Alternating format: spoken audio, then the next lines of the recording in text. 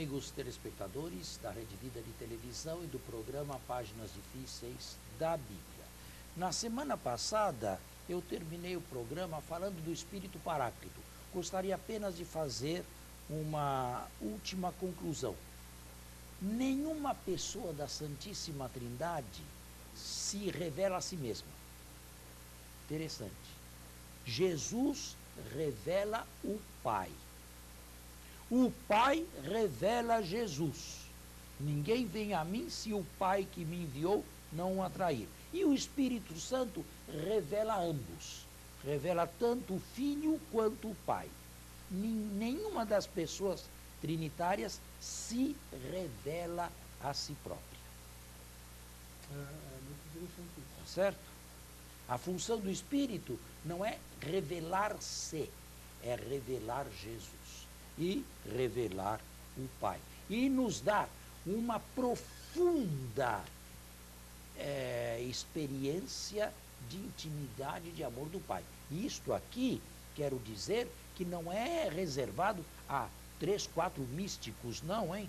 Do passado ou do presente.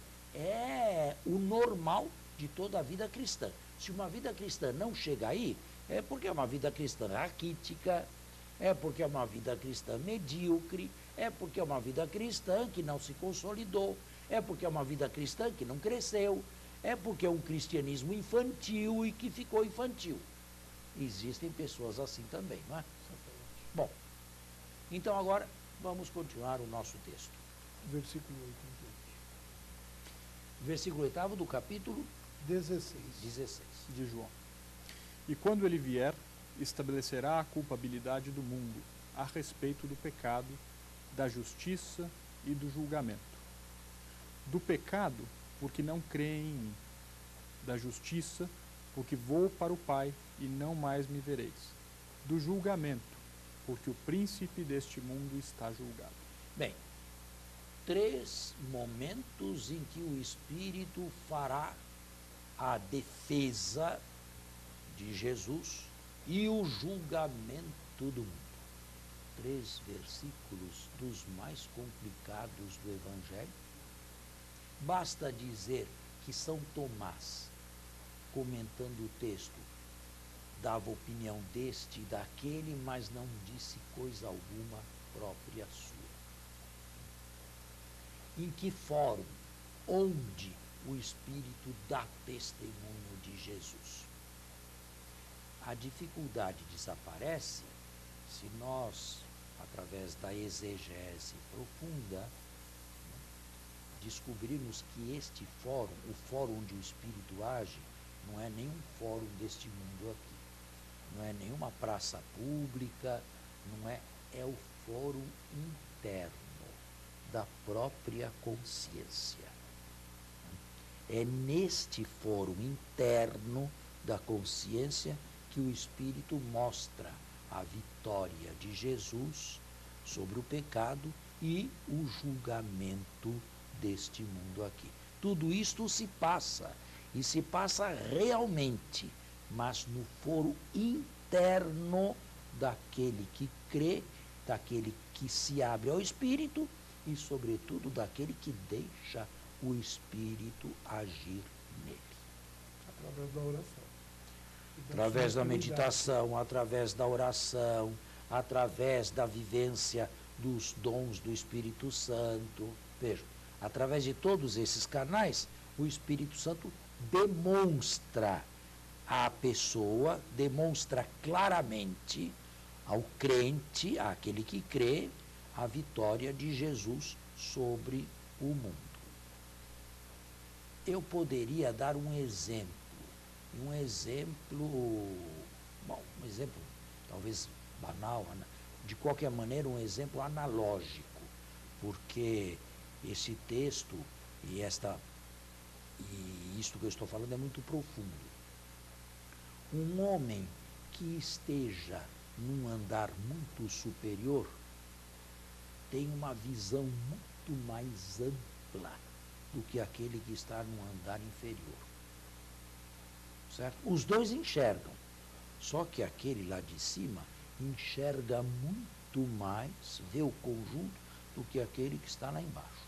Um horizonte muito maior. Né? Façamos agora a aplicação ao que nos interessa.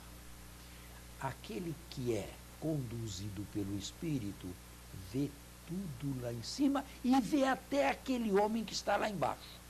Ou seja, ele é capaz de julgar tudo e até aquele homem lá de baixo. Mas o homem que está lá embaixo não é capaz de vislumbrar o que está em cima e muito menos julgar aquele que está lá em cima. O de cima julga o de baixo. O de baixo não é capaz de julgar o de cima. E São Paulo escreve isto na carta aos Colossenses, na carta aos Coríntios. Espiritual, né? O texto spiritualis omnia judicat et anemine judicatur. O homem espiritual, conduzido pelo Espírito, julga tudo e não é julgado por ninguém. Padre, este homem que julga pelo Espírito, a que se refere o texto, este homem é um homem... É um homem de Deus. É um homem de Deus. Mas não é Jesus. Não, é o cristão. É um homem, mas é um cristão de Deus que vê a realidade da história como Deus a vê e não como os homens a veem. Digamos que ele tem uma espécie de raio-x que outros não têm. Ele vê as mesmas coisas, só que ele vê com outro olhar. Ele vê com uma outra profundidade. Ele vê numa direção diversa. Então, este julgamento que ele é capaz de fazer pela visão mais ampliada que ele tem, é na verdade um julgamento dos atos e não das pessoas. Não, ele julga, claro, ele julga a história e indiretamente ele pode até julgar as pessoas. Em que sentido? No sentido de perceber claramente que aquilo que aquele está fazendo é um erro, é uma coisa errada. Não é? Demos um exemplo claro. Hitler, na Segunda Guerra Mundial, com todo o poder dele, com toda a belicosidade dele, com toda a ferocidade dele, era capaz de contemplar o final de tudo aquilo? Não. Mas um judeu que ele mandava, até homem de Deus, que ele mandava para Auschwitz, era capaz, sim, de contemplar o fim de tudo aquilo. E tudo aquilo aconteceu. Não como o ditador pensava, mas como um mártir previu. Mas esse julgamento, então, só para esclarecer para mim, e acho que para alguns telespectadores nossos, este julgamento ele serve para a boa formação da consciência de cada um na condução da sua vida cristã. Não, esse julgamento é um dom de Deus, em primeiro lugar. É Deus que te faz ver a realidade com os olhos dele de Deus. Mas como ferramenta para a construção de uma bela vida cristã. É isso? Bem, é claro que isto aqui já é uma vida cristã bem elevada.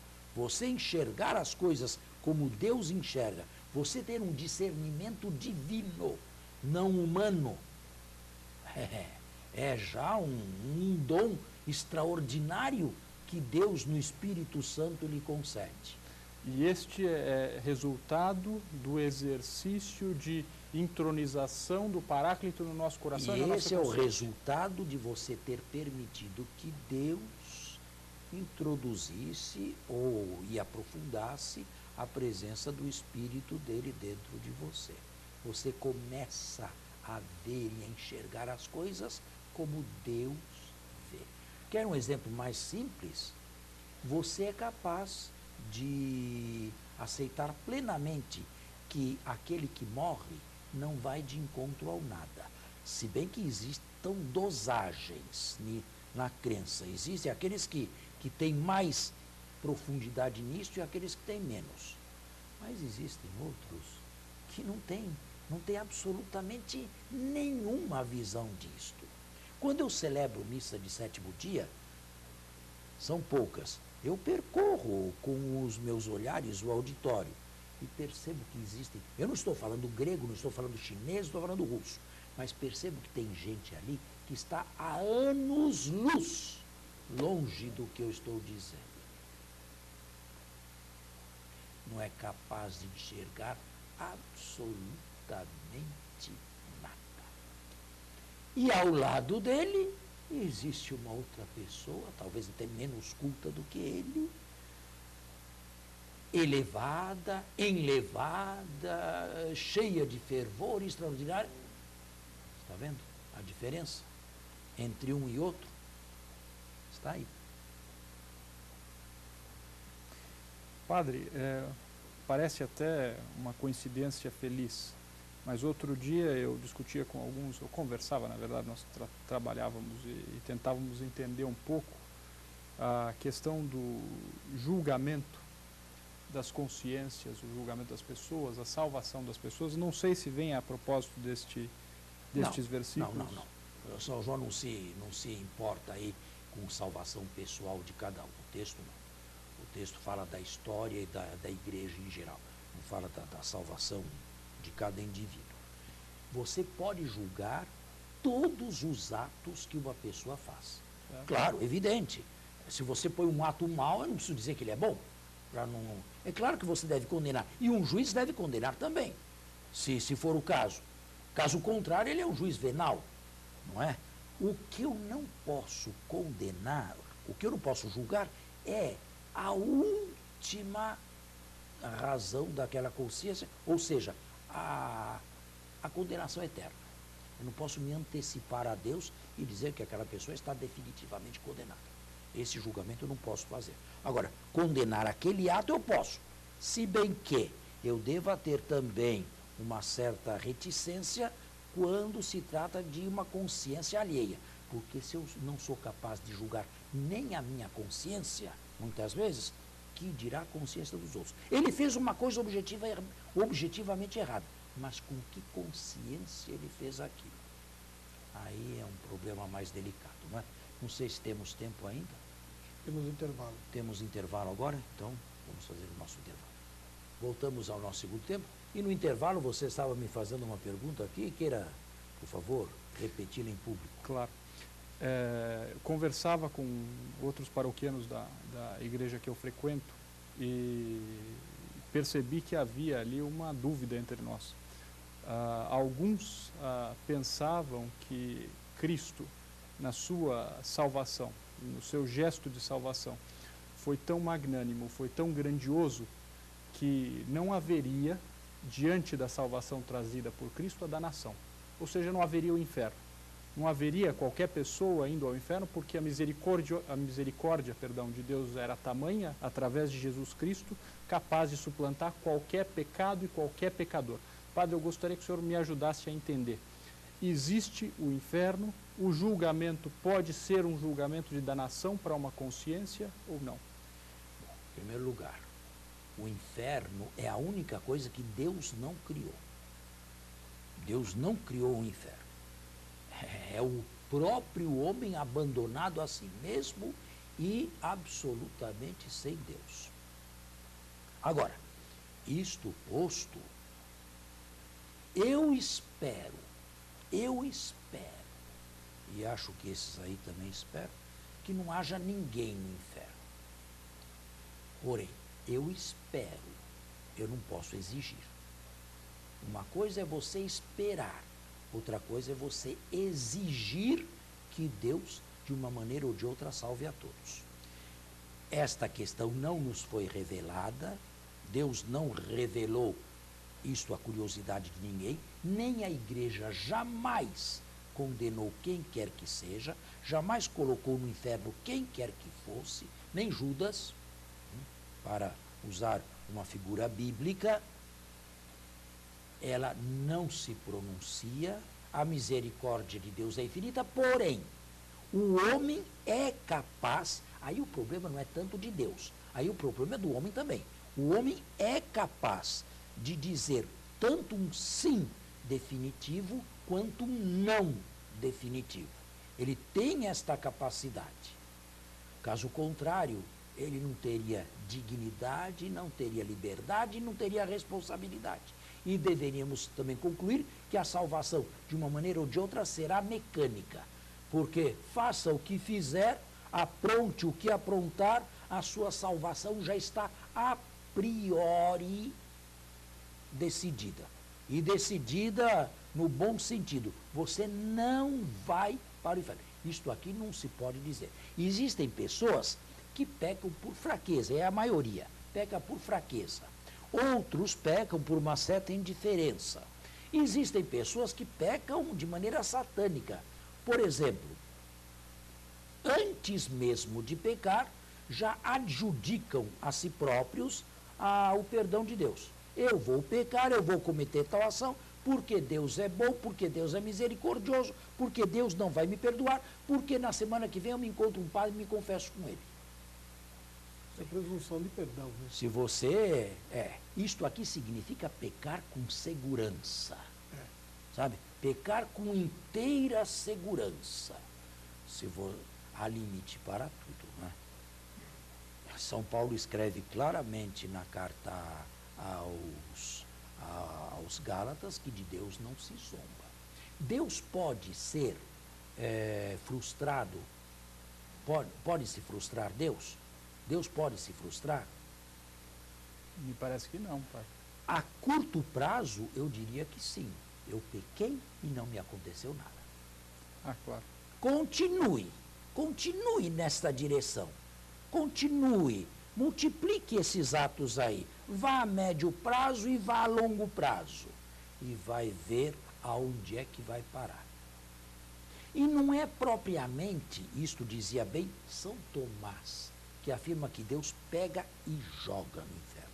É a própria pessoa, pondere suo, afirmava São Tomás, pelo seu próprio peso que descobre que o seu lugar natural é a condenação. Quer dizer, é ele que não quer Deus, não é Deus que não o quer. Mas a esta pessoa que não quer Deus e assim deixa claro o seu testemunho pelos seus atos, Deus respeita-lhe a vontade. Evidente que Deus respeita. Permite evidente. que se afaste dele. E Lutero tem uma frase muito bonita, embora seja Lutero. O homem é um interlocutor de Deus por toda eternidade. A ele, Deus falará por toda eternidade, quer no amor, quer na ira. Obrigado, pai. Certo? Agora, quem tinha essas ideias aí, no passado, foi Orígenes, o alexandrino, e foi condenado pela igreja. Apocatástasis, chama isso aí. Isso aí não tem nada de novo, não. É tão antigo quanto Orígenes, que era do início do século IV. Né? E Orígenes foi condenado pela igreja exatamente por isso. Até os demônios, dizia ele, no fim se converterão. Não. Aí seria tudo mecânico e perderia a seriedade da vida. A vida não seria mais séria. A vida é séria exatamente porque cada ato que eu ponho tem um valor de eternidade. E mais, eu não posso modificar o meu passado. O meu passado se agrega a mim, entra a fazer parte da minha biografia e eu entrarei na eternidade com o meu passado, seja ele qual for. Eu posso ser perdoado, posso ser cancelado, pode Deus ter mudado o mal em bem, e isto ele faz se eu me arrependo, mas o meu passado Deus não muda. Nem mesmo Deus não muda. Deus não pode fazer com que aquilo que foi feito não tenha sido feito. Seria um absurdo. Muito clara a explicação, padre. Obrigado. Claro? Então, continuemos, né? É o Ricardo ainda. Muito bem. Nós paramos 12. no 12. Tenho ainda muito que vos dizer, mas não podeis agora suportar. Quando vier o Espírito da Verdade, ele vos guiará na verdade plena. Este é um versículo muito bonito e no qual se baseou o magistério para mostrar biblicamente a evolução do dogma. Agora, é preciso entender não uma evolução do dogma, no sentido de que o Espírito acrescentará outras verdades que não foram reveladas por Jesus. O dogma evoluirá e evolui na igreja com o Espírito fazendo com que se olhe mais a fundo tudo aquilo que foi dito a respeito, ou que foi dito a respeito de Jesus, ou relacionado com Jesus. Dou um exemplo. Aonde está na Bíblia o dogma? Temos que terminar já? Encerrou o nosso programa? Bom, um minutinho só. Aonde está na Bíblia o dogma da Assunção de Nossa Senhora? Não está, literalmente não está. Porém, São Paulo escreve: ressuscita, em primeiro lugar, Cristo. Em segundo lugar, os que são de Cristo.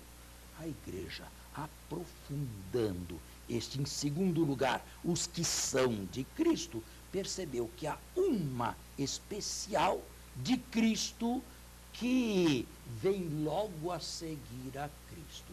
E a partir de releituras espirituais desse texto, foi formulado o dogma da Assunção de Nossa Senhora aos céus. Mas nós temos que terminar o nosso programa e muito obrigado pela audiência. Até a próxima. Bom dia a todos, até a próxima semana. Um bom dia e até nosso próximo programa.